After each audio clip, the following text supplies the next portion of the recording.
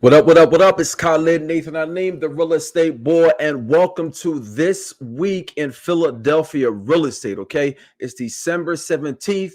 In this show, we're going to break down exactly what happened in Philadelphia real estate, okay? If you're just tuning in, okay, please subscribe to my channel. Okay, go down, hit the subscribe button. If you do find value in this, hit the thumbs up and please knock that bell out so that every time I drop one of these, you get a ding. Okay. So who am I? I'm Khalid Nathan Aleem, the real estate boy. I am a licensed realtor in Pennsylvania, New Jersey, and Delaware. Okay. So let's get into exactly what's going on in Philadelphia real estate. All right. So what I do is I go through the articles and I go through everything during the week to bring y'all exactly what's going on or the current events in Philadelphia real estate. Okay. So big news in Philadelphia this week is this eviction diversion program. Okay.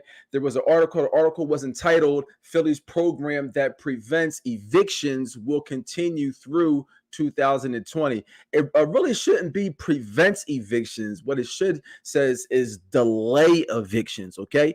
So Philadelphia's nationally recognized program to prevent evictions is set to continue for another year after City Council unanimously, I think I said that right, voted Thursday to extend it. Okay. The eviction diversion programs require the eviction diversion programs requirement that landlords go to mediation with tenants and apply for rental assistance at least 45 days before filing in court for eviction was set to expire December 31st. Okay. That's when a Pennsylvania Supreme Court order granting the Philadelphia Municipal Court authority to extend the program to extend the program's end. Okay. So it was due to end. All right. It was due to end at the end of this year, but the Supreme Court stepped in with this order to extend. All right. So the council bill, which Mayor Jim Kenney plans to sign, continues the plan through December 31st of 2022. Okay. So going all the way out to next year, as long as the city has enough rental assistance available. Philadelphia was at 85 million in additional federal funds. The city would adopt the program if adequate funds. The city would adopt the program if adequate funds do not arrive. So they're bent on doing this. Okay, they're bent on doing this, and I guess city council, the mayor, politicians in Philadelphia, they feel like this program is stopping evictions. Okay. And me being on the ground floor, it's really not. What is causing is, and I was talking to one of my comrades earlier at one of our, when was it? Wednesday. Okay. I was talking to one of my comrades and he made an excellent point. All right. It's becoming harder to evict people. All right. As a landlord myself, you're in business and you're in business to make money. And the money that you're getting is people's rents. So from no fault of your own, people aren't paying the rent.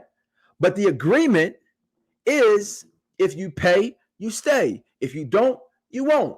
So that's the agreement between the landlord and the tenant. Because if the tenant doesn't pay, then the landlord has to pay.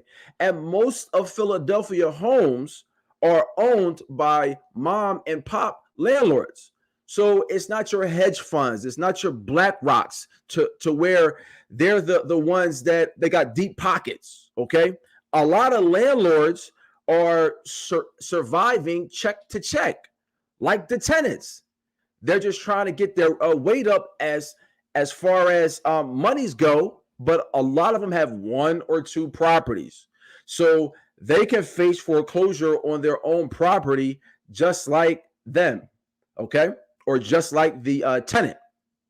So now they can't evict people. They have to go to this mediation. And they don't know what the outcome of that mediation is going to be. So now they're kind of 45 days in the hole because they have to go to this mediation 45 days before filing in court for eviction. So it's holding a lot of people up. So in essence, what it's doing is it's making a lot of landlords more cautious, okay, in renting to certain demographics, because I know it's going to be hard for me to get these people out. Okay. So prior to this, if it was, okay, I'm going to rent, I'll take a chance on this person. This person's credit score may not be to where it needs to be or where I want it to be. And maybe their income is a little shaky. But because I know, okay, there's a process for me to get them out and not take too much of a hit, then I would do it. I would do it. But now it's hard for me to try to get people out if they don't pay, which is the agreement and is the reason why I'm in business. Now I can't get them out. So if I can't get them out, I'm probably not going to rent to them. And that's going to affect the hardworking person. The hardworking person who may not be on welfare, but they're going, or they may not be on Section 8, but they're going and they're working hard every day. It's going to affect them, and maybe their credit score isn't the best. Maybe they don't have the high salary job, but it's going to affect them. And the city doesn't see that. The city doesn't see that. So, again, what they're doing is city council and, again, mayor, the mayor, Jimmy, he's going to extend the program. They're going to extend this program, and they're saying if they don't get federal funds, then what's going to happen is it's going to come from the city, and the city is in debt, and it's always seemed like it's been in debt. So now they're going to take on this $485 million burden if federal funds don't come through. Okay. They're moving the issue. They're moving sand in the sandbox. All right. They're moving sand in the sandbox, and it's going to show up in different ways. So it's almost like they're doing this. It's almost like the politicians are doing this so that when they go for re-election, they can say, hey, look what I did. Hey, I did this. Hey, I did that. But the repercussions of that might come after they get reelected or after their election. So I'm not sure this is the best thing to do to hold people up through this mediation. We're going, I'm filing for eviction because you're not paying your rent. You're not paying your rent. So maybe more money needs to go into job programs or education or making our schools better. We got this $485 million of federal funds. Instead of it going to this mediation program, how about it goes to Philadelphia public schools and put coding in the schools, or put, I don't know, advanced accounting in the schools, or bring the trades back. Bring the trades back in high school. How about that? Okay. That's the first thing.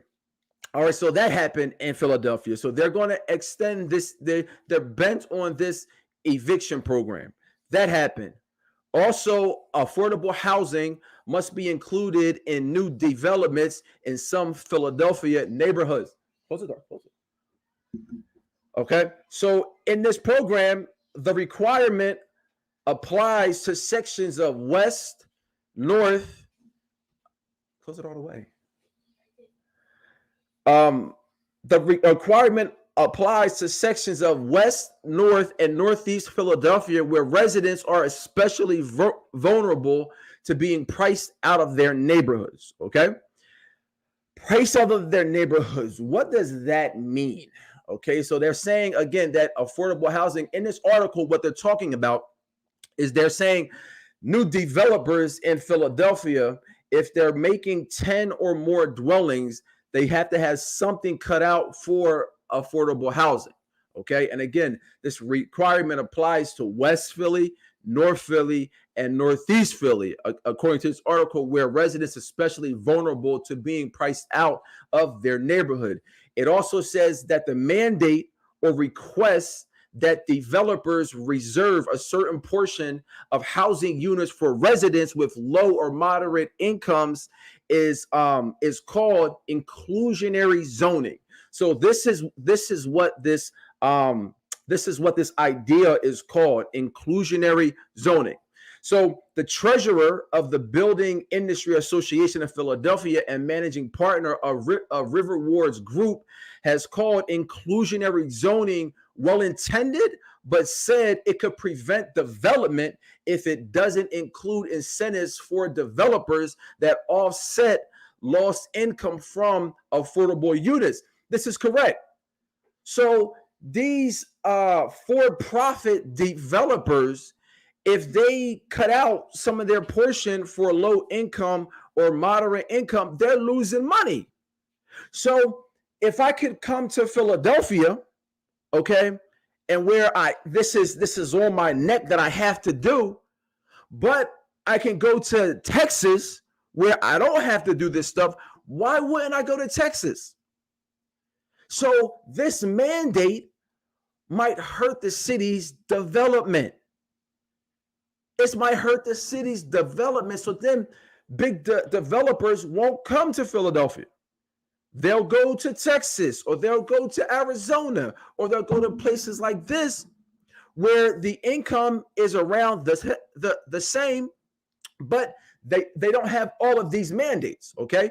The article also says that members of the building industry also oppose different requirements for select sections of the city because they're picking and choosing.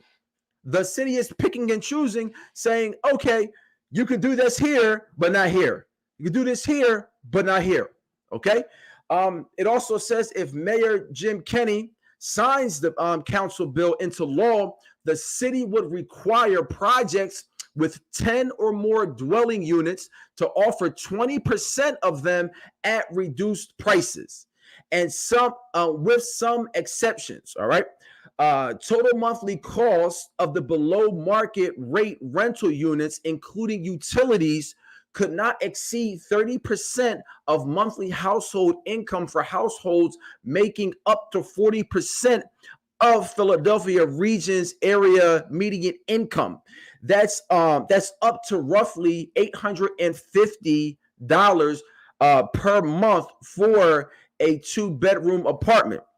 So what this is saying, in essence, okay, is that if somebody builds, for example, I live in West Philly, okay?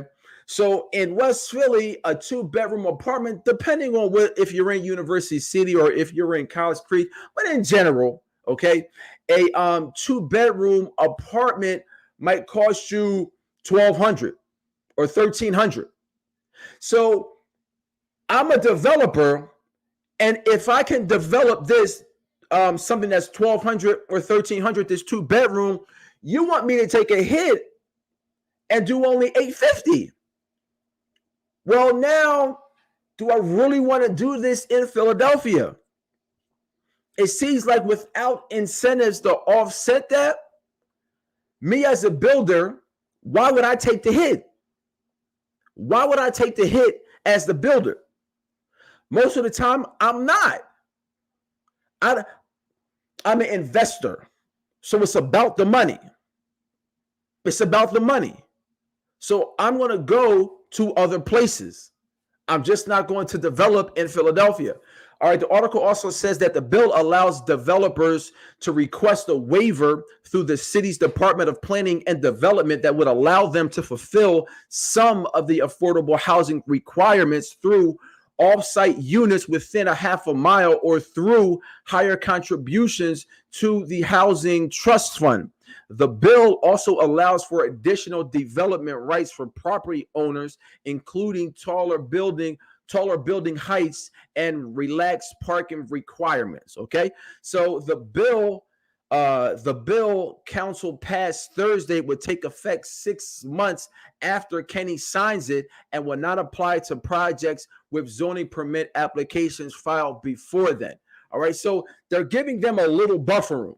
All right. They're giving them a little buffer room until, so they're basic. I mean, because in most of these policies, you can't do them right now. Okay. You got to give people time to adjust. So they are giving them some wiggle room. Okay. So again, these developers, they can apply for waivers. And for these waivers, they can set up something within a half a mile of the development for these units, or they can contribute more to the housing fund, kind of a pay to play type situation. Okay. But again, if I'm a developer, you got to make it worth my while, because I'm not running a charity. I'm not running a charity. I'm running a business. So why would I do that in Philadelphia? Okay. I think maybe Philadelphia is going down the rabbit hole, the wrong rabbit hole here, as far as taxing the developers for lower income individuals. Okay. If you want to put that money towards something, how about making a subsidy for them? Okay. So you can make the developer whole, because you're trying to make the developer hold the bag. And when I have options as a developer, why would I pick a place that's going to make me hold the bag? So maybe put the money in subsidies, maybe put the money in programs, okay, for people to have high paying jobs, okay, or have skills that get them to pay high paying jobs. Or how about put that money into the schools? How about that? So it seems like the city council, mayor, they need advisors also. And they have advisors, okay? But they need more than just yes men. All right? They really need people who are going to tell them, or have business savvy, all right? And their pockets aren't connected to the opinions of these politicians, to where they're letting them know, hey, that might not be the best move, taxing the developer. If we got to put our money somewhere, that might not be the right move. Okay. So anyway, not trying to get too bogged down in politics, but just letting you know what's happening on the Philadelphia front this week. Okay. Again, it's Khalid Nathan Aleem. If you're looking to buy a home, sell a home, or invest in real estate, I got you. All right, y'all. I'll see y'all next week.